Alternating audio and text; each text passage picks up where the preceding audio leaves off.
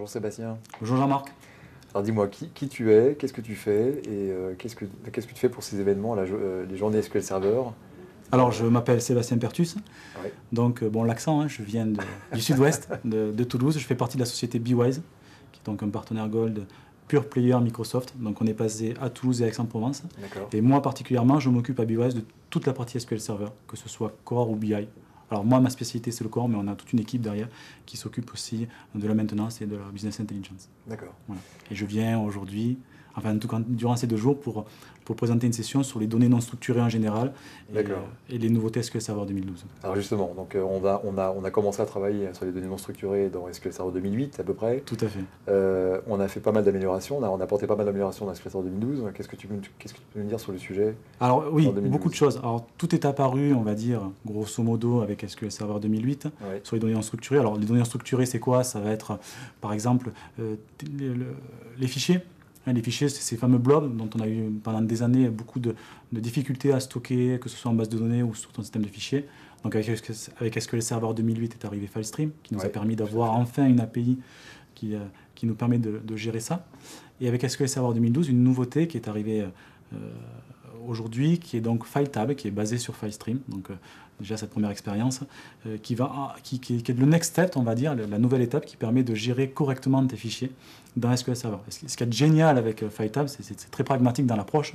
Eh bien, tu vas avoir tes fichiers stockés dans SQL Server, mais tu vas les voir dans ton explorateur Windows. Alors attention, hein, dans ton explorateur Windows, tu vois des fichiers, mais en fait, tu ne vois que la représentation d'une ligne dans ta table sur un explorateur. Mais ce qu'il y a de génial, c'est que tu vas pouvoir faire des copier-coller, tu vas pouvoir ouvrir tes documents Word.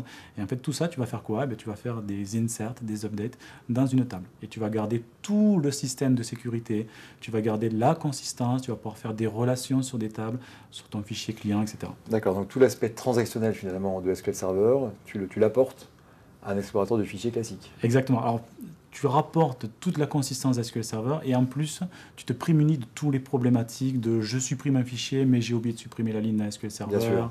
Et puis aussi, tu te prémunis du fait de dire, avant, je ne mets plus mon blob dans une colonne qui va faire grossir ma base de données et ce n'est pas fait pour ça. Et tu vas pouvoir utiliser la puissance d'un TFS qui a été conçu pour gérer les fichiers. Donc c'est vraiment quelque chose de très puissant. Et enfin, la next step avec SQL Server 2012, c'est d'avoir une représentation visuelle de tes données de type blob comme un fichier. D'accord, donc une application ou un utilisateur classique fait toutes les opérations qu'il veut sur les fichiers, mais en fait c'est géré derrière par SQL Server. Et ce qui est génial, c'est qu'en plus, toute ta stratégie de backup, de restauration, Always On fonctionne maintenant avec ça, donc tu vas pouvoir même faire du mirroring. Donc, il faut vraiment le voir ça comme une table. C'est une table, sauf que tu vois un fichier. D'accord. Voilà. Une autre avancée, je crois, que c'est dans les données spatiales. Exact. C'est quelque chose qu'on a introduit en SQL Server 2008, je Alors, crois. Oui, alors, on a introduit dans SQL Server 2008 des données spatiales. C'était quelque chose qui était très, très demandé par la communauté. Oui. Et ça a été vraiment... on a eu de très, très bons retours sur le spatial, sur SQL Server 2008, parce que déjà, on allait assez loin avec des index super performants, avec un gros volume de données. Mais il manquait 2-3 choses qui sont arrivées avec SQL Server 2012. Alors, je vais prendre au hasard les données de type circulaire, par exemple, quelque chose qu'on n'avait pas avant. Donc, ce qu'on faisait, on faisait des polygones avec des multipoints. Donc, ça, c'était bien, mais ce n'était pas ça. Donc, aujourd'hui, on a des données circulaires. Tout ça, évidemment, c'est compatible avec les méthodes des types déjà existants. Donc on a encore poussé un petit peu, alors toujours pareil, on a poussé le modèle parce qu'on a eu des retours de nos clients qui nous disaient voilà, ce serait pas mal si on avait ça, donc ça a été bien entendu par les équipes. Je pense aussi à des fonctions qui ont été vachement améliorées, ou des fonctions de type d'agrégat. Aujourd'hui, pour faire des agrégations, c'était assez compliqué, on était obligé de mettre en place des systèmes un petit peu particuliers sur 2008. Donc on a entendu ça, et en 2012, on a des nouvelles fonctions d'agrégation qui sont, super performantes et beaucoup plus faciles à implémenter. Donc tout ça fait qu'aujourd'hui, on a un système qui était déjà très compétitif en 2008 R2 et qui aujourd'hui a atteint maturité avec SQL Server 2012. Et je crois qu'en plus, maintenant, 2012 est capable de trouver finalement la meilleure façon d'indexer les données en fonction du type de géométrie que l'on trouve dedans. C'est vrai, parce qu'aujourd'hui, on a eu des retours en disant oui, vous comprenez, un index, moi quand je le mets sur un type patient SQL Server 2008, j'ai trop d'options. Et je ne suis pas forcément un spécialiste. Donc, on a changé un peu la façon de faire. On a des index qui sont automatiques. Avec SQL Server, on va analyser le type de colonne avec, si tu as déjà des données existantes, le type de points que tu enregistres, des points ou des polygones, et il va te dire finalement le meilleur index, c'est ça. Et donc, c'est lui qui va le mettre en place et il va calculer un ratio entre l'efficacité et le stockage. Donc finalement, aujourd'hui, l'utilisateur peut toujours faire des index qu'on va appeler maintenant des index manuels, qui sont les index qu'on connaissait sur 2008, avec des index automatiques qui sont gérés par SQL Server. Alors, sur la performance aussi, on a des nouveautés qui permettent d'avoir toutes les fonctions d'agrégation, les fonctions d'intersection, qui sont 90% des fonctions qu'on utilise dans le spatial, ont été grandement améliorées sur SQL Server 2012, et on a 2-3 benches qui sont assez bluffants sur ce genre de nouvelles fonctions d'agrégation qui sont bien performantes. D'accord. Donc on a parlé des données spatiales, des file tables. Oui, alors après on en parle d'autres, mais des fonctions qui existaient déjà depuis SQL Server 2008. Alors on peut parler des types hiérarchiques. Oui. Alors un type hiérarchique, c'est un type CLR. C'est qu'on a introduit la SQL CLR depuis SQL Server 2005. Donc c'était quelque chose dont on ne savait pas trop très bien quoi l'utiliser. Et puis Microsoft a libéré des codes. Je vous montre ce qu'on peut faire avec. Et le type hiérarchique est un type qui va permettre de gérer des arbres de données alors qu'on a une table qui est une table relationnelle. Et ce type-là va nous permettre d'être beaucoup plus efficace en mettant en place des patterns qui sont déjà connus mais qui sont directement intégrés pour toi. Et tu vas pouvoir facilement le mettre en place. Et après, si on fait un petit tour, on peut même voir aussi sur les données non structurées tout ce qui va être index filtré. Oui. Donc ça a apparu aussi avec SQL Server 2012. Alors peut-être il y a moins de nouveautés là-dessus sur 2012, mais ça reste quelque chose aussi de très utilisé qui permet de pouvoir indexer un index non cluster sans avoir forcément besoin de mettre des données sur lesquelles on sait très bien qu'on n'ira jamais requêter. D'accord.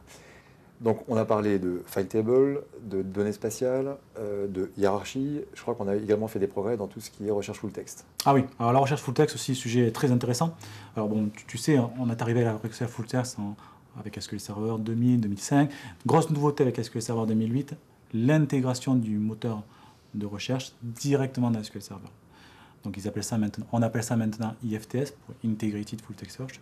Et là, le gros avantage, c'est enfin de ne pas être obligé d'être dépendant d'un système externe pour pouvoir faire de la recherche full text. Et donc là, gros ajout de performance, surtout lorsqu'on a besoin de récupérer une recherche de texte intégral sur lequel on va appliquer un prédicat sur ta clause where, par exemple. Voilà. Avant, on était obligé de tout récupérer et souvent, il y avait 90% de données qui n'étaient pas utilisées à cause de ton prédicat. Donc déjà, une grosse nouveauté dans le moteur 2008, totalement transparent pour nous, pour les utilisateurs, l'intégration du moteur recherche dans SQL Server. Avec SQL Server 2012, on va pouvoir faire de la recherche aussi sémantique. Et tout à l'heure, on parlait de file table aussi.